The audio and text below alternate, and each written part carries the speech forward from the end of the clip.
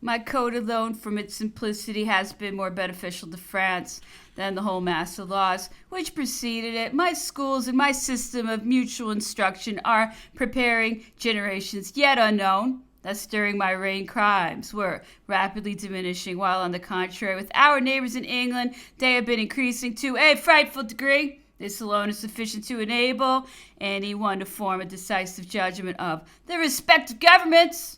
Look at the United States, where, without any apparent forced effort, everything goes on prosperously. Everyone is happy and contented, and this is because the public wishes and interests are, in fact, the ruling power. Place the same government at variance with the will and interests of its inhabitants, and you would soon see what disturbance, trouble, and confusion, and above all, what an increase of crimes would ensue. When I acquired the supreme direction of affairs, it was wished that I might become a Washington. Words cost nothing, and no doubt those who were so ready to express the wish did so without any knowledge of times, places, persons, or things. Had I been in America, I would willingly have become a Washington, and I should have had little merit in so being, for I do not see how I could reasonably have acted otherwise. But had Washington been in France, exposed to discord within and invasion from without, I would have defied him to have been what he was in America. At least he would have been a fool to attempt it, and would only have prolonged the existence of evil. For my own part, I could only have been crowned Washington. It was only in a Congress of kings, in the midst of kings, yielding or subdued, that I could become so. Then and there alone could I successfully display Washington's moderation, disinterestedness, and wisdom. I could not reasonably attain to this, but by means of the universal dictatorship. To this I aspired. Can that be thought a crime? Can it be believed that to resign this authority would have been beyond the power of human nature? Sylla, glutted with crimes, dared to abdicate, pursued by public execution. What motive could have checked me, who would have been followed by only blessings? Let it remain for me to conquer Moscow. How many will hereafter regret my disasters and my fall? But to require prematurely of me that sacrifice for which the time had not arrived was a vulgar absurdity, and for me to have proclaimed or promised it would have been taken for hypocrisy or quackery. That was not my way. I repeat, it remained for me to conquer at Moscow. On another occasion, pausing before Toby, he said, what after all is this poor human machine? There is not one whose exterior form is like another, or whose internal organization resembles the rest. And it is by disregarding this truth that we are led to the commission of so many errors. Had Toby been a Brutus, he would have put himself to death. If an Aesop, he would now perhaps have been the governor's advisor. If an ardent and zealous Christian, he would have been borne his chains in the sight of God and blessed them. As for Toby, he endures his misfortunes very quietly. He stoops to his work and spends his days in innocent tranquility. Then, after looking at him for a few moments in silence, he turned away and said, certainly, it is a great step from poor Toby to a King Richard. And yet, continued he, as he walked along, the crime is not the less atrocious, for this man, after all, had his family, his happiness, and his liberty, and it was a horrible act of cruelty to bring him here to languish in the fetters of slavery. Then, suddenly, stopping short, he added, but I read in your eyes that you think he is not the only example of the sort in St. Helena. And whether he felt offended at being placed on a parallel with Toby, whether he thought it necessary to raise my spirits, or whatever else might be his reason, he went on with dignity and animation. My dear Las Casas, there is not the least resemblance here. If the outrage is of a higher class, the victims also possess very different resources. We have not been exposed to corporeal suffering, or if that had been attempted, we have souls to disappoint our tyrants. Our situation may even have its charms. The eyes of the universe are fixed upon us. We are martyrs of an immortal cause. Millions of human beings are weeping for us. Our country sighs and glory mourns our fate. We here struggle against the oppression of the gods, and the prayers of nations are for us. After a pause of a few seconds, he continued, "Besides, this is not the source of my real sufferings. If I considered only myself, perhaps I should have reason to rejoice. Misfortunes are not without their heroism and their glory. Adversity was wanting to my career. Had I died on the throne, enveloped in the dense atmosphere of my power, I should to many have remained a problem. But now misfortune will enable all to judge of me without disguise."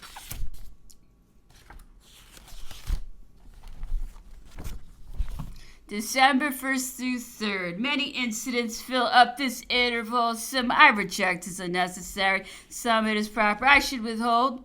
I here note down only a few anecdotes of the General-in-Chief of the Army of Italy. After the passage of the Mincio, Napoleon, having concerted all his plans and pursued the enemy in every direction, entered a castle on the left bank of the river. He was troubled with the headache, and he used a footbath. A large detachment of the enemy in great confusion arrived. Having ascended the river as far as the castle, Napoleon had only a few persons with him. The sentinel on duty at the gate had just time to close it, exclaiming, "To arms!"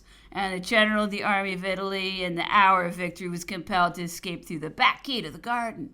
But one, with only one boot on, had he been made prisoner before his reputation was established, the acts of genius which had marked the commencement of his career would perhaps by the common run of mankind have been considered merely as fortunate and blamable enterprises. The danger which the French general had just escaped, a circumstance which, through his method of operations, was likely often to recur, was the origin of the guides appointed to guard his person. These guides have since been introduced in other armies.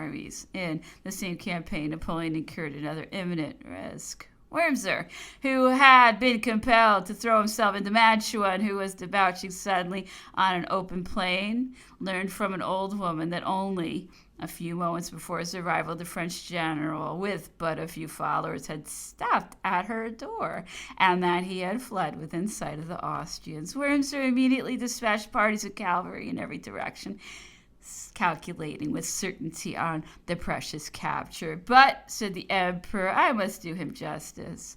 He gave particular orders that I should not be killed or harmed in any way." Fortunately for the young general, his happy star and the swiftness of his horse preserved him. The new system of military operations practiced by Napoleon disconcerted everyone. The campaign was scarcely open when Lombardy was inundated with troops in every direction, and the French approached Mantua pell-mell with the enemy.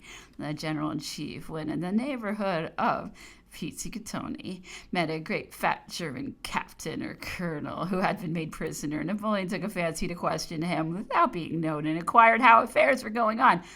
"Very badly," replied the officer.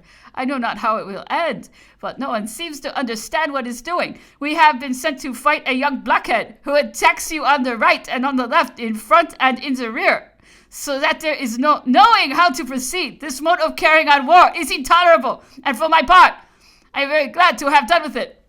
Napoleon used to relate that after one of his great actions in Italy, he passed over the field of battle with 2 or 3 other persons before the dead bodies had been interred in the deep silence of a beautiful moonlit night.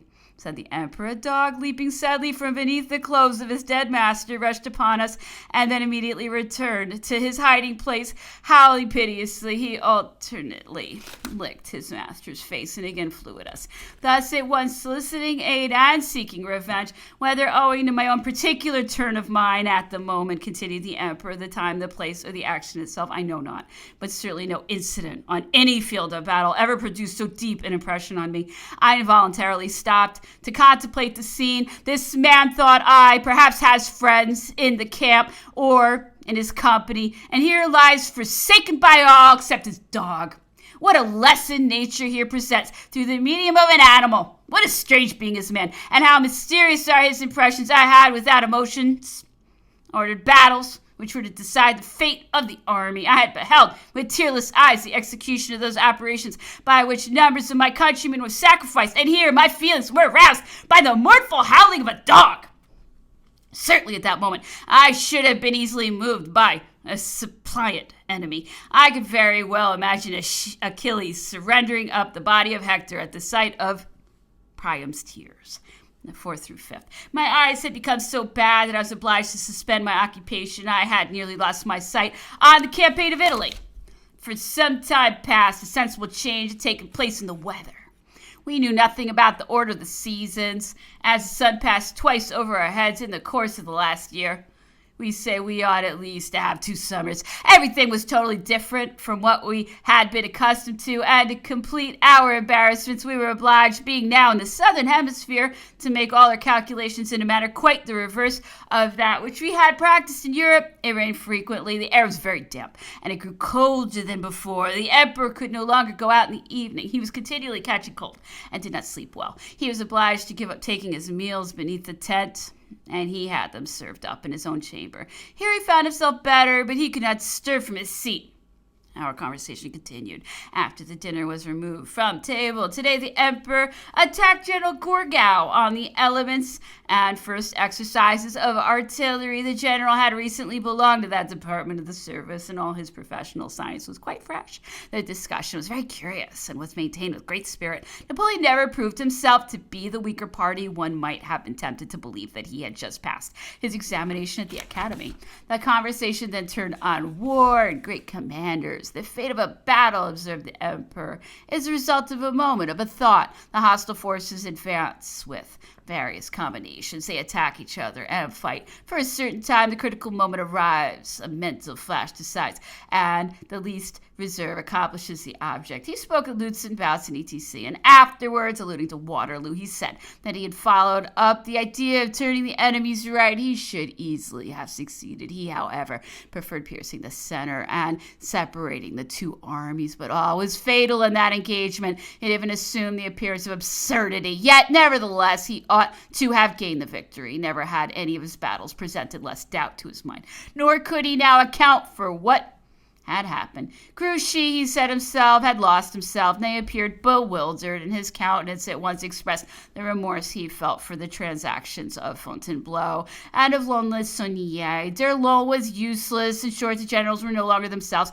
If in the evening he had been aware of Grouchy's position and could have thrown himself upon it, he might, in the morning, with the help of that fine reserve, have repaired his ill success and perhaps even have destroyed the Allied forces by one of those miracles, those turns of fortune which were familiar to him and which would have surprised no one. But he knew nothing of Grouchy, and besides, it was not easy to act with decision among the wrecks of the army. It would be difficult to imagine the conditions of the French army on that disastrous night. It was a torrent dislodged from its bed, sweeping away everything in its course.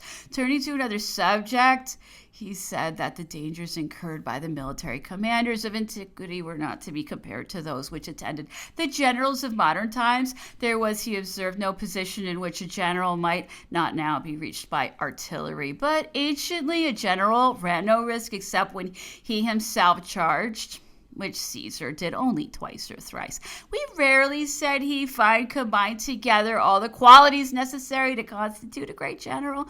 The object most desirable is that a man's judgment should be in equilibrium with his personal courage, that raises him at once above the common level.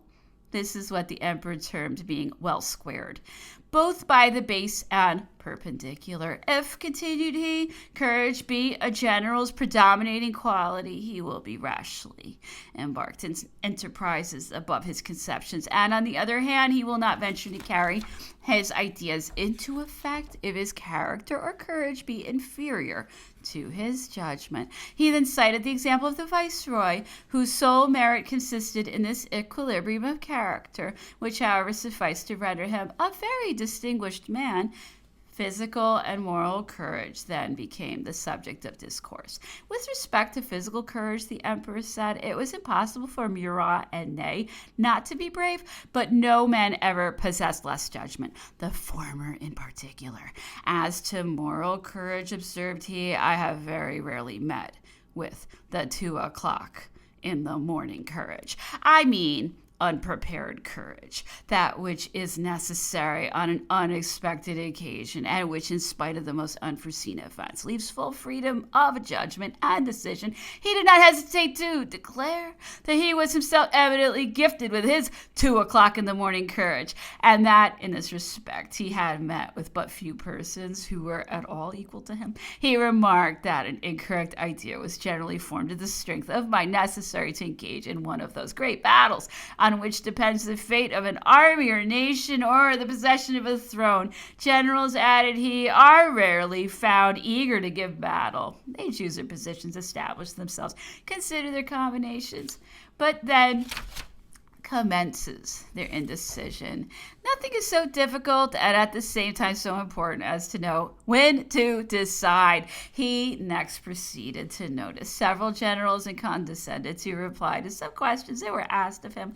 Kleber, said he, was endowed with the highest talent, but he was merely the man of the moment. He pursued glory as the only road to enjoyment, but he had no national sentiment, and he could, without any sacrifice, have devoted himself to foreign service. Kleber had commenced his youthful career among the Prussians, to whom he continued much attached, to say possessed in a very superior degree the important equilibrium above described. Moreau scarcely deserved to be placed in the first rank of generals. In him nature had left her work unfinished. He possessed more instinct than genius. Inland courage at first predominated over judgment, but the latter was every day gaining ground and approaching equilibrium. He had become a very able commander at the period of his death. I found him a dwarf, said the emperor, but I lost him a giant. And another general, whom he named judgment, was, on the contrary, superior to courage. It could not be denied that he was a brave man, but he, like many others, did not forget the chance of that cannonball. Speaking of military ardor and courage, the emperor said, I know the depth through what I call the draught of water of all my generals. Some, added he, joining action to his words, will sink to the waist, some to the chin, other over the head, but the number of the latter is very small, I assure you. Suchet, he said, was one whose courage and judgment had been surprisingly improved. Massena was a very superior man, and by a strange peculiarity of temperament, he possessed the desired equilibrium only in the heat of battle.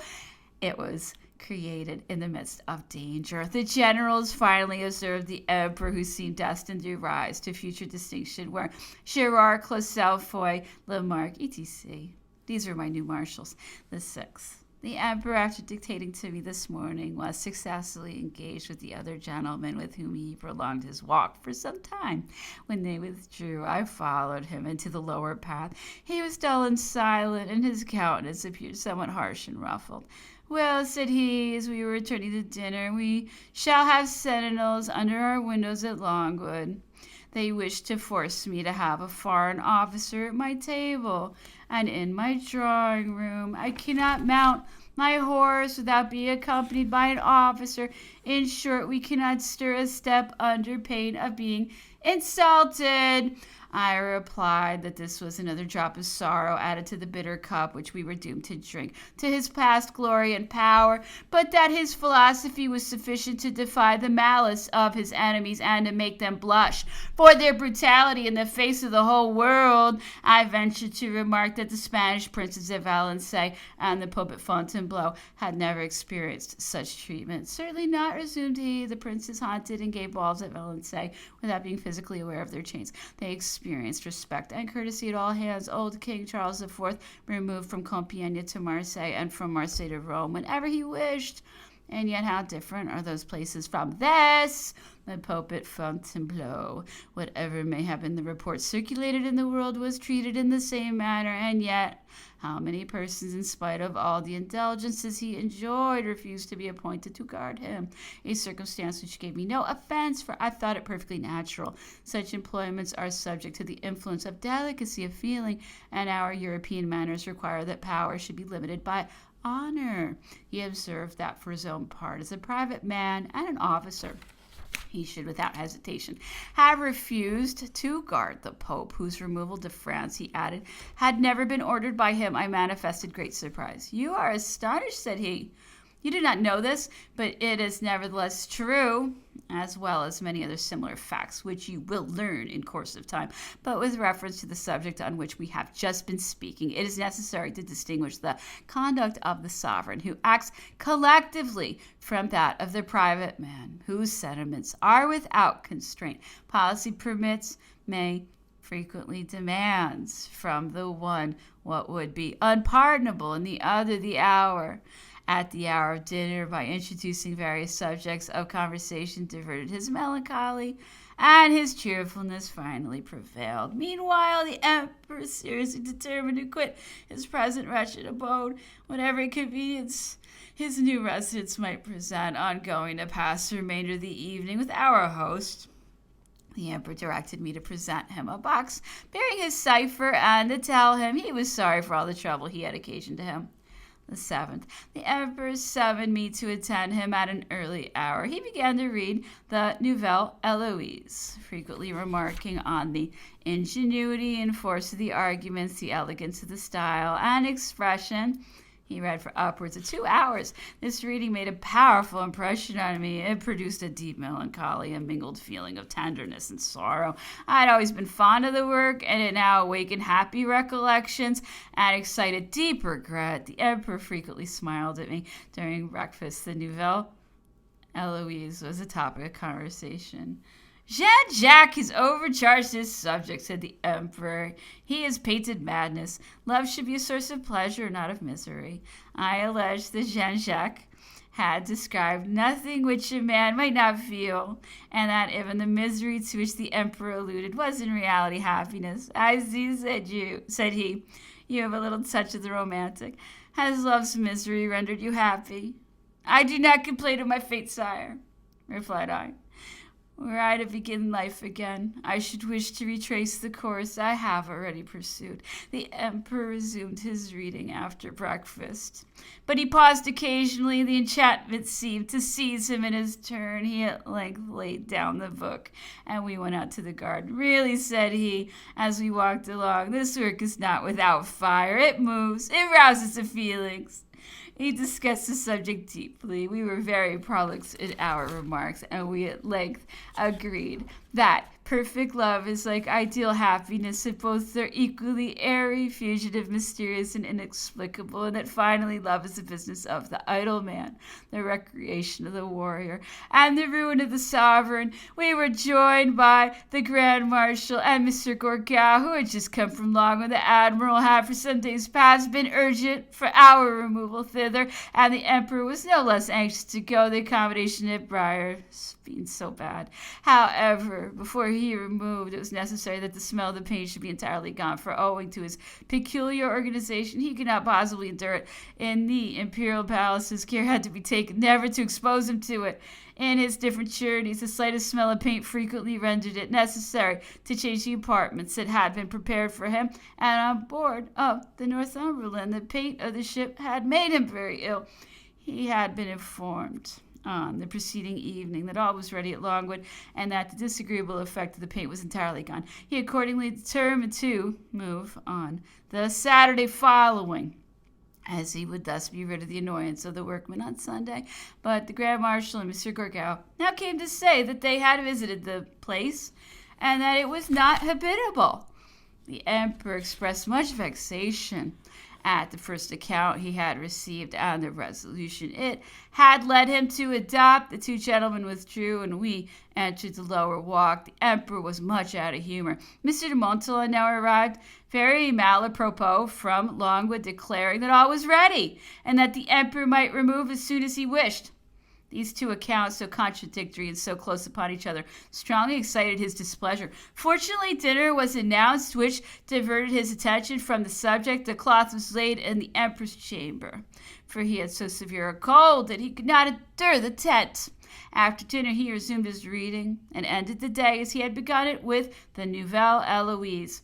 The 8th through 9th, owing to the doubt which had yesterday arisen respecting the paint, I determined to go myself to ascertain the real state of the case, and to acquaint the Emperor with it at breakfast time. I accordingly set out very early, walking 3 parts of the way, because nobody was up who could prepare a horse for me. I returned before 9 o'clock. The smell of the paint was certainly very slight, But it was too much for the emperor. On the 9th, the captain of the Minden 74-gun ship was introduced to the emperor in the garden. The captain had arrived from the Cape of Good Hope and was on the eve of sailing for Europe. He had had the honor of being presented to Napoleon at Paris under the consulate about 12 years before. He requested permission to introduce one of his lieutenants to the emperor on account of some personal circumstances which we thought very singular.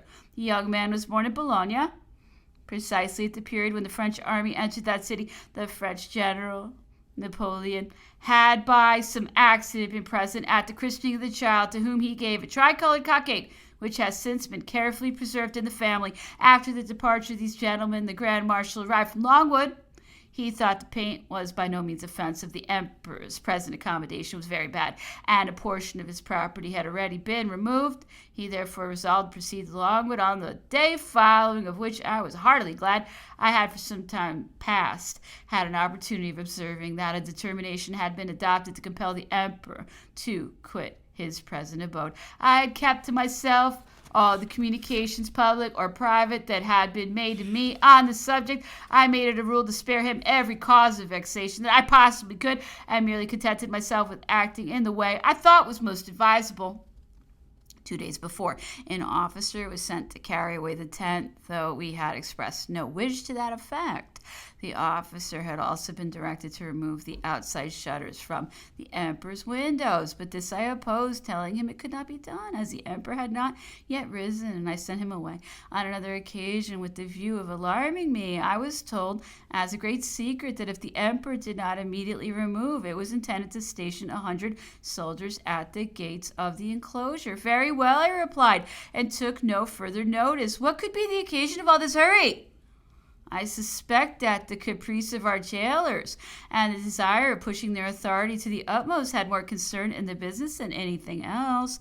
We received newspapers down to the 15th of September, and they became the subject of conversation. The emperor analyzed them. The future appeared enveloped in clouds. However, said the emperor, 3 great events present themselves to the imagination: the division of France, the reign of the Bourbons, or the new dynasty. Louis XVIII observed he might easily have reigned in 1814 by rendering himself national monarch.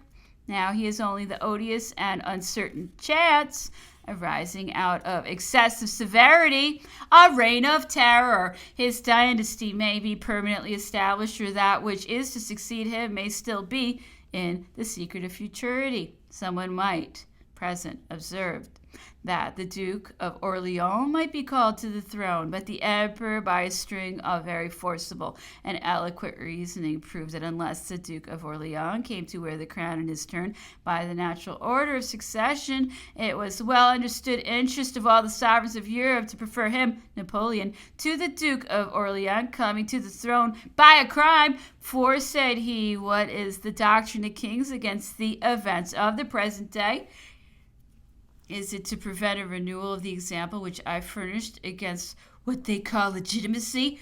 Now the example which I have set cannot be renewed above once in the course of many ages, but that of the Duke of Orleans, the near relative of the monarch on the throne, may be renewed daily, hourly, and in every country. There is no sovereign who is not in his own palace and about his own person, cousins, nephews, brothers, and other relations who could easily follow such an example, if it were once given.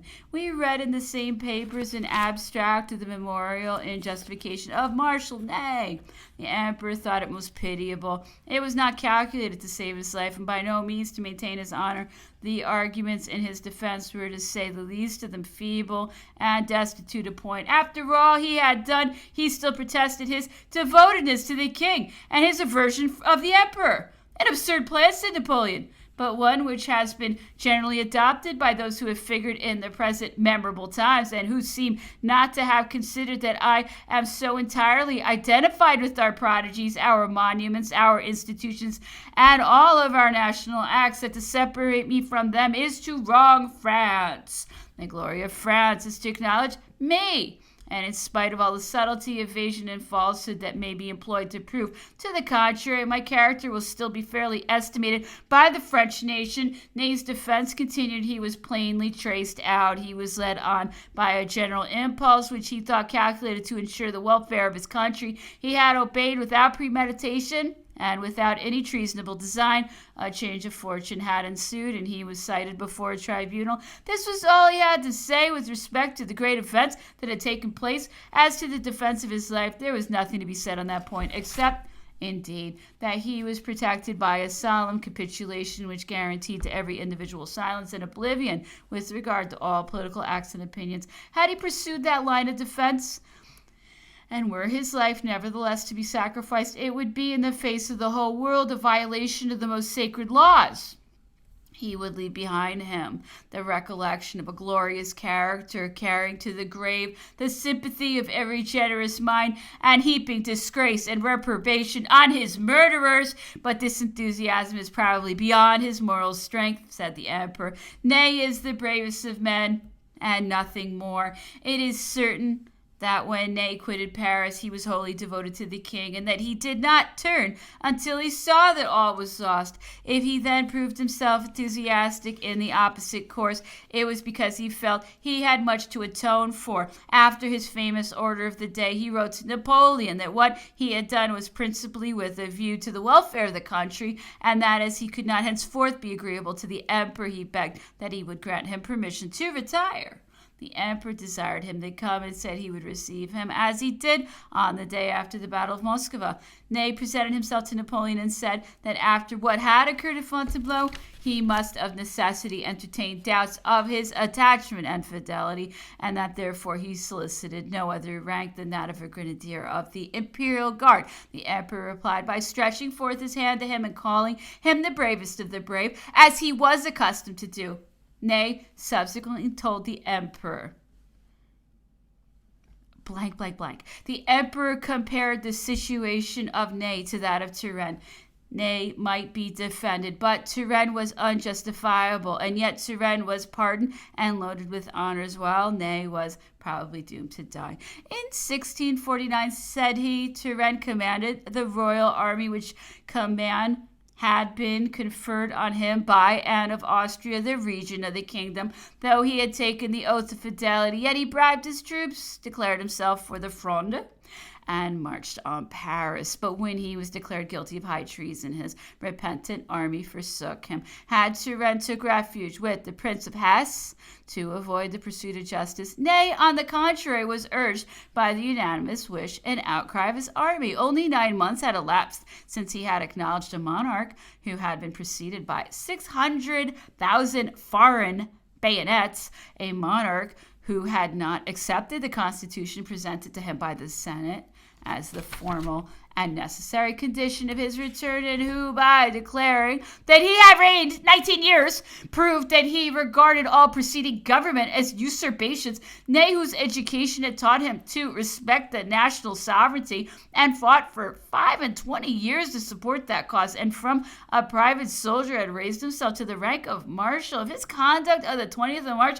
was not honorable, it is at least explicable, and in some respects pardonable. But Turenne was absolutely criminal because the Fronde was the ally of Spain, which was then at war with his sovereign, and because he had been prompted by his own interest and that of his family in the hope of obtaining a sovereignty at the expense of France, and consequently to the prejudice of his country. The 10th, the emperor ordered me to be called about 9 o'clock to accompany him into the garden. He was obliged to leave his chamber very early, as all the furniture was to be removed that morning to Longwood. On entering the garden, the emperor sent for Mr. Balcombe, our host. He then ordered his breakfast and invited Mr. Balcombe to breakfast with him. He was in charming spirits, and his conversation was very lively. About 2 o'clock, the admiral was announced. He advanced with an air of embarrassment. The manner in which the emperor had been treated at Briars and the restraints which had been imposed upon the members of his suite residing in the town had occasioned a coolness between them. The emperor had discontinued receiving the visits of the admiral, yet on the present occasion he behaved to him as though they had met but yesterday. At length we left Briars and set out for Longwood. The emperor rode the horse which had been brought to him from the Cape. He had not seen him before. He was a small, sprightly, and tolerably handsome animal. The emperor wore his uniform of the chasseurs of the guard. His graceful figure and handsome countenance were particularly remarkable. His appearance attracted general notice, and I was gratified to hear the observations it called forth. The admiral was very attentive to him. Many persons had collected on the road to see him pass. Several English officers, together with ourselves, formed his escort. The road from Briars to Longwood runs for some distance in the direction of the town. It then turns off suddenly to the right, and after 3 or 4 windings clears the chain of hills forming one side of the valley.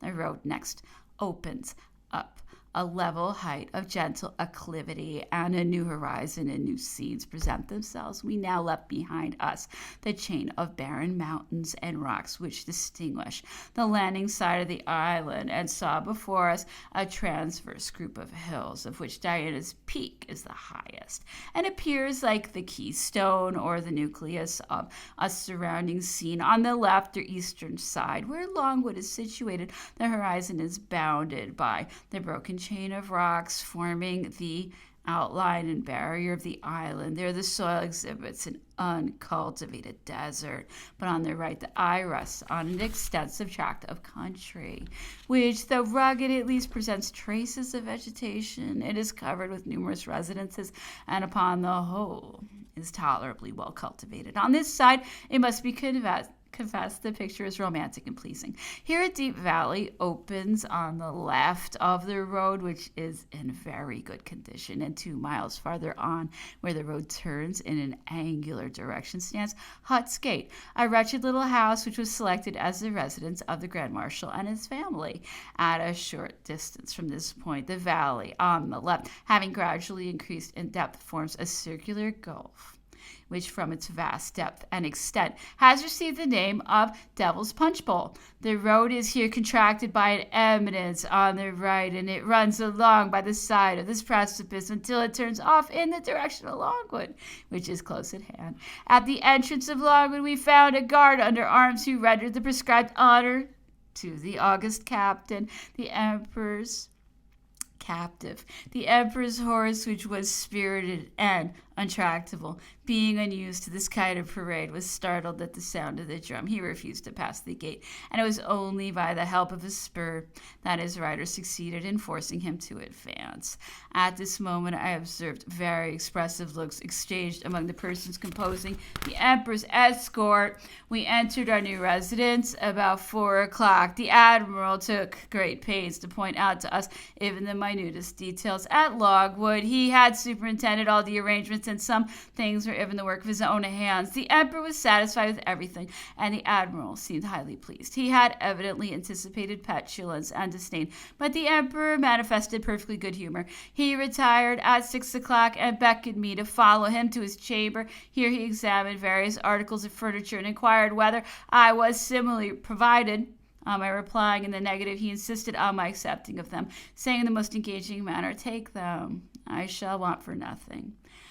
I shall be taken better care of than you." He felt much fatigued, and he asked whether he did not look so. This was a consequence of having passed 5 months in perfect inactivity. He had walked a good deal in the morning, besides riding some miles on horseback.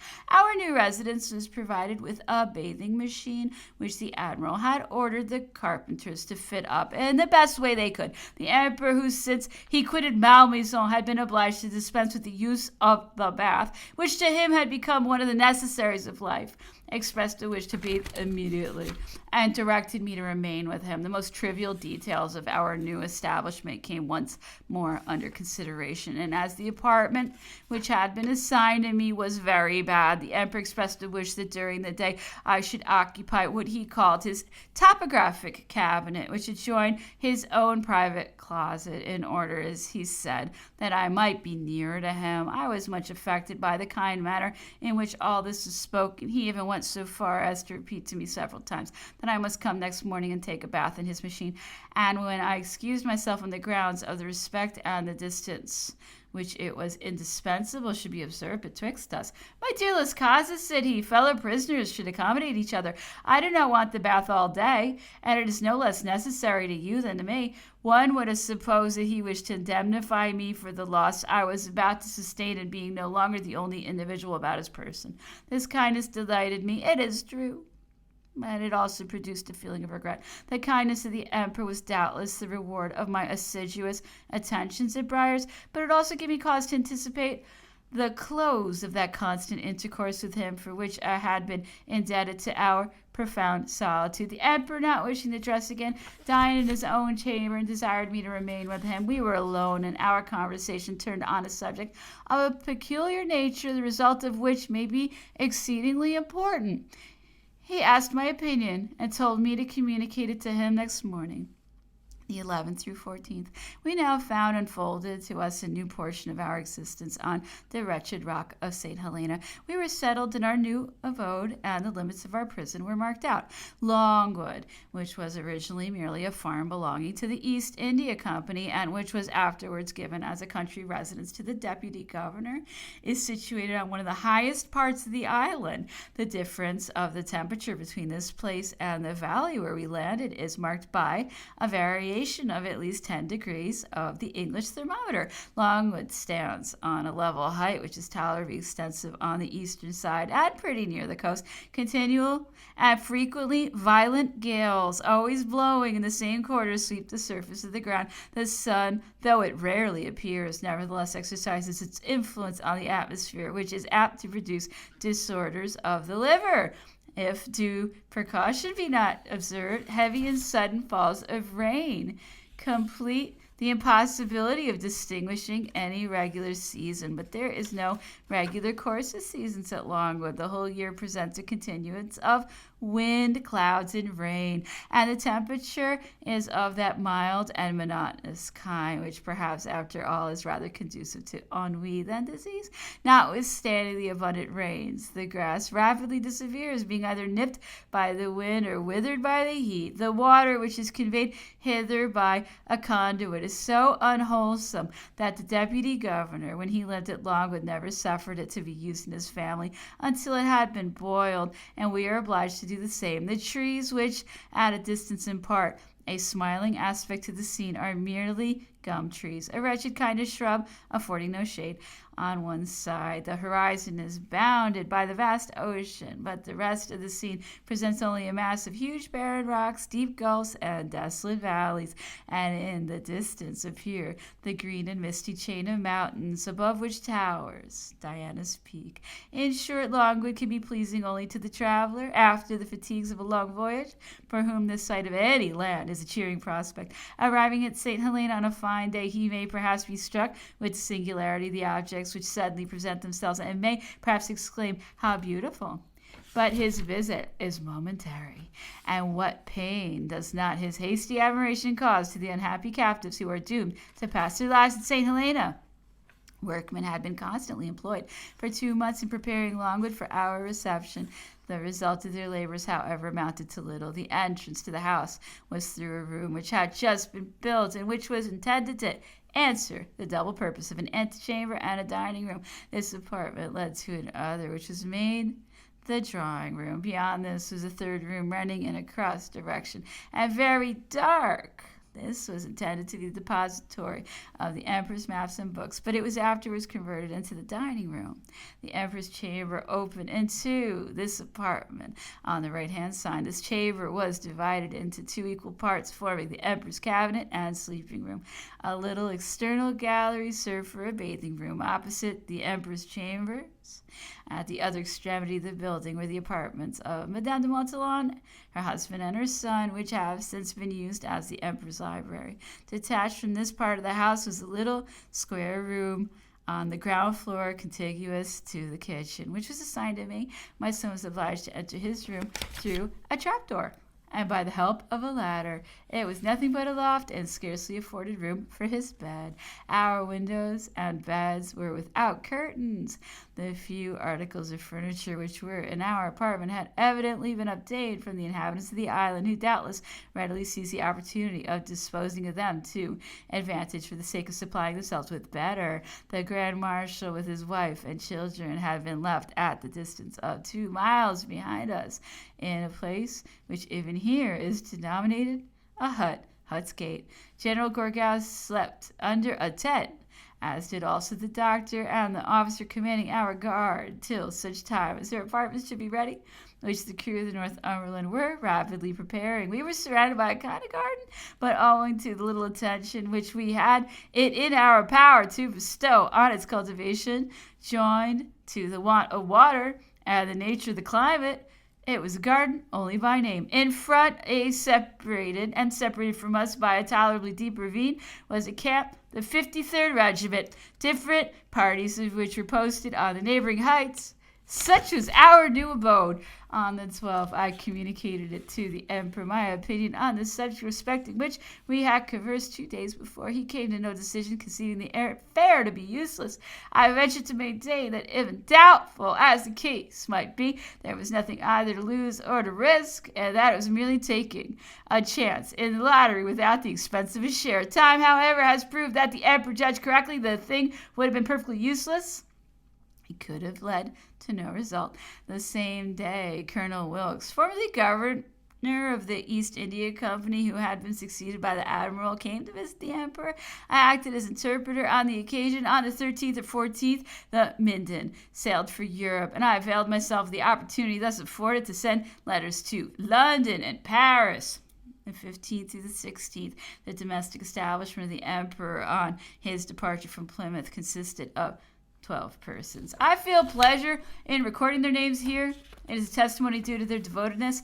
However numerous this establishment may appear, it may truly be said that after our departure from England, during the voyage, and from the time of our landing at St. Helena, it had ceased to be serviceable to the emperor. Our dispersion, the uncertainty of our establishment, our wants, and the irregular way in which they were supplied necessarily created disorder. As soon as we were all assembled at Longwood, the emperor determined to arrange his establishment and to assign to each of us an employment suited to our respective capacities, reserving to the Grand Marshal the general control and superintendence of the whole household. He consigned to Mr. de Montallon all the domestic details. To Mr. Gourgaud he entrusted the direction of the stables, and I was appointed to take care of the property and furniture and to superintend the management of our supplies. The latter part of my duty appeared to interfere too much with the regulation of domestic details. I conceived it would be conducive to the general advantage that these two departments should be under the control of one individual, and I soon succeeded in accomplishing this object. Everything now proceeded tolerably well, and we were certainly more comfortable than before, but however reasonable might be the regulations made by the emperor, they nevertheless sowed the seeds of discontent which took root and occasionally developed themselves. One thought himself a loser by the change, and another sought to attach too high an importance to his office, and a third conceived that he had been wronged in the general division of duties. We were no longer the members of one family, each exerting his best endeavors to secure the advantage of the whole. We were far from putting into practice that which necessity seemed to dictate to us, and a wreck of luxury or a remnant of ambition frequently became an object of dispute. Though attachment to the person of the emperor had united us around him, yet chance and not sympathy had brought us together. Our connection was purely fortuitous and not the result of any natural affinity. Thus at Longwood we were encircled round a center, but without any cohesion with each other. How could it be otherwise? We were almost all strangers to one another, and unfortunately our different conditions, ages, and characters were calculated to make us continue so. These circumstances, though in themselves trifling, had the vexatious effect of depriving us of our most agreeable resources. They banished that confidence, that interchange of sentiment, and that intimate union which are calculated to soothe even the most cruel misfortunes. But, on the other hand, these very circumstances served to develop many excellent traits in the emperor's character. They were apparent in his endeavors to produce among us unity and conformity of sentiment, his constant care to remove every just cause of jealousy, the voluntary abstraction by which he averted his attention from that which he wished not to observe, and finally the paternal expressions of displeasure of which we were occasionally the objects, and which, to the honor of all be it said, were avoided as cautiously and received as respectfully as though they had emanated from the throne of the Tuileries. Who in the world can now pretend to know the emperor and his character of a private man better than myself? Who else was with him during 2 months of solitude in the desert of Briars? Who else accompanied him in his long walks by moonlight and enjoyed so many hours in his society? Who, like me, had the opportunity of choosing the moment, the place, and the subject of his conversation? Who, besides myself, heard him recall to mind the charms of his boyhood, or describe the pleasures of his youth and the bitterness of his recent sorrow? I am convinced that I know his character thoroughly, and that I can now explain many circumstances which at the time of their occurrence seemed to many difficult to be understood. I can now very well comprehend that which struck us so forcibly, and which particularly characterized him in the days of his power, namely, that no individual ever permanently incurred the displeasure of Napoleon. However marked might be his disgrace, however deep the gulf into which he was plunged, he might still confidently hope to be restored to favor. Those who had once enjoyed intimacy, whatever cause of offense they might give him, never totally forfeited his regard. The emperor is eminently gifted with 2 excellent qualities: a vast fund of justice, and a disposition naturally prone to attachment.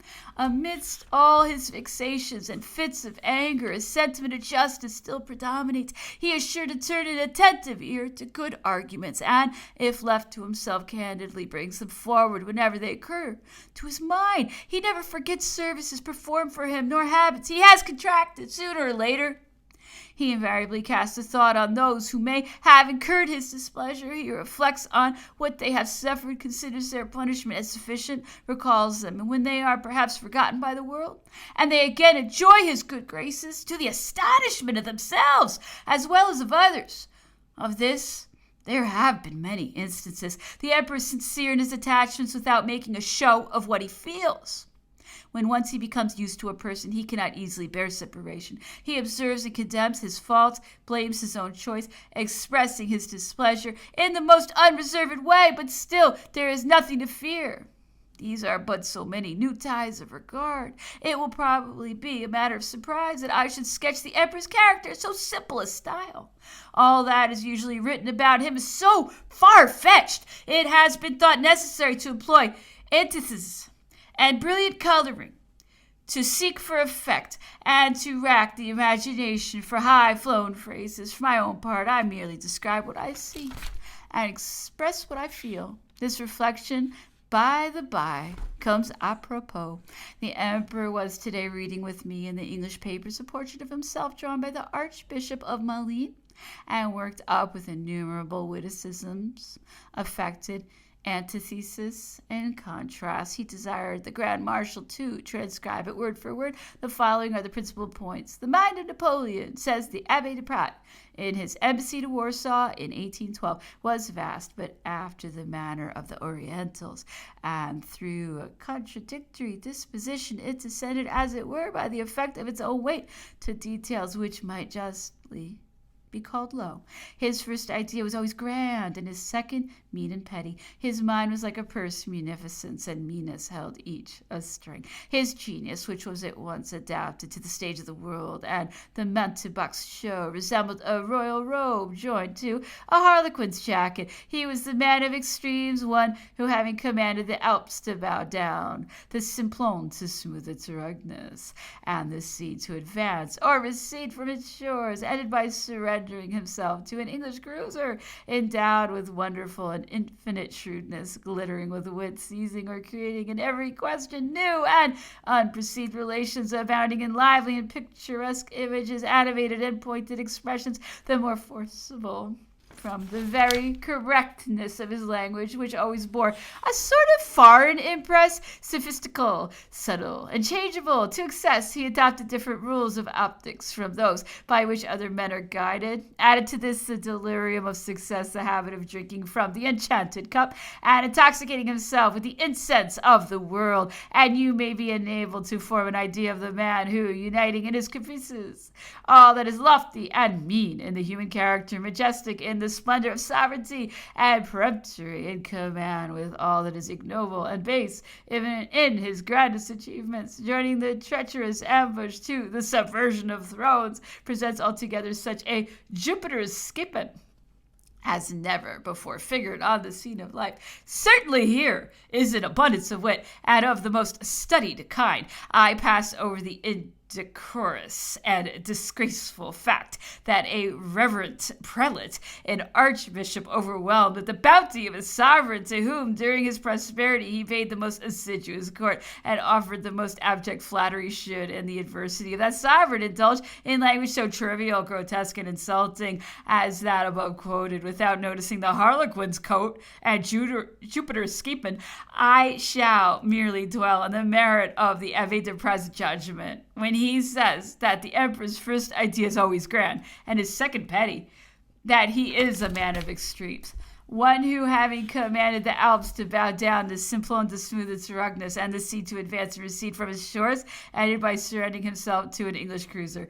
The Abbé de Pras must have formed a faint idea of the sublimity, grandeur, and magnanimity of that noble step to withdraw himself from a people who were misled by faithless intriguers in order to remove every obstacle to their welfare, to sacrifice his own personal interest for the sake of averting the evils of a civil war without national results, to disdain honorable and secure but dependent asylums, to prefer taking refuge among a people to whom he had for the space of 20 years been an inveterate foe, to suppose their magnanimity equal to his own, to honor their laws so far as to believe they would protect him from the ostracism of Europe. Certainly such ideas and sentiments are not the reverse of sublime, noble, and great.